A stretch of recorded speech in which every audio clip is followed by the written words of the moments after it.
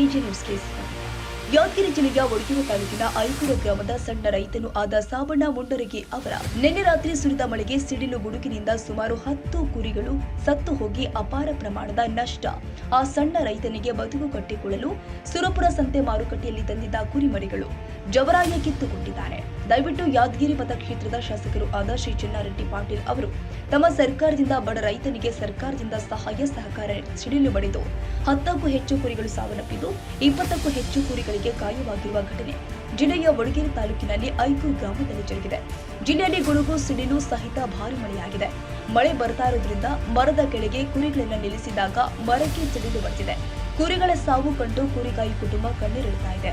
ಪ್ರಕೃತಿಯ ವಿಕೋಪದಿಂದ ಲಕ್ಷಾಂತರ ರೂಪಾಯಿ ಮೌಲ್ಯದ ಕುರಿಗಳನ್ನ ಕಳೆದುಕೊಂಡಿದ್ದಾರೆ. ಹಾನಿಯಾದ ಕುರಿಗಳಿಗೆ ಸರ್ಕಾರ ಪರಿಹಾರ ನೀಡುವಂತೆ ಸ್ಥಳೀಯರು ಹಾಗೂ ಕುರಿಗಾಯಿ ಕುಟುಂಬ ಮನವಿ ಮಾಡಿದೆ.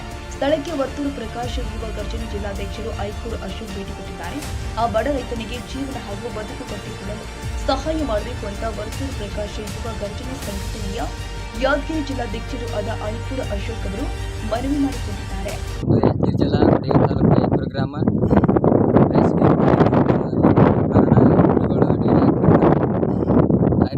ಮಳೆಯಿಂದ 10 ಕುರಿ ಸಾವನ್ನಪ್ಪಿದ್ದಾವೆ. ಕುರಿ ಮಾಲೀಕರು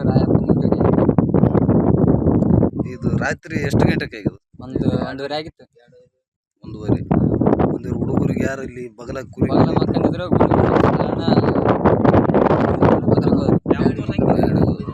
ಇವೆಷ್ಟೇ ಕುರಿ ಸತ್ತವು, ಇನ್ನು ಇಲ್ಲಿ ಯಾರ ಸತ್ತಿದ್ದವು?